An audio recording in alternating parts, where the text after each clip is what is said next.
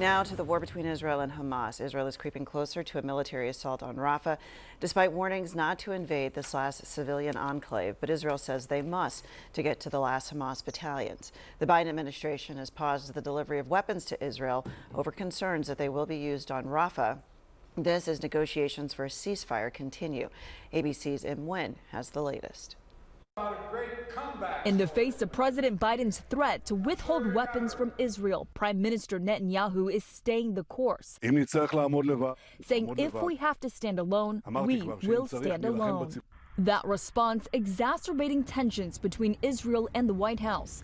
The president warning Netanyahu not to invade Rafah, where more than 1 million civilians have sought refuge. Biden on CNN. I've made it clear to Bibi and the War Cabinet, they're not going to get our support if in fact they go into these population centers. Biden already halting a shipment of 3,500 bombs, saying the U.S. will not provide offensive weapons to Israel to attack the southern Gaza city. But other defensive weapons are still flowing to Israel from the U.S. Israeli forces have launched what they describe as limited operations in Rafah, with Netanyahu telling Dr. Phil in a new interview overnight that the area is Hamas's final stronghold.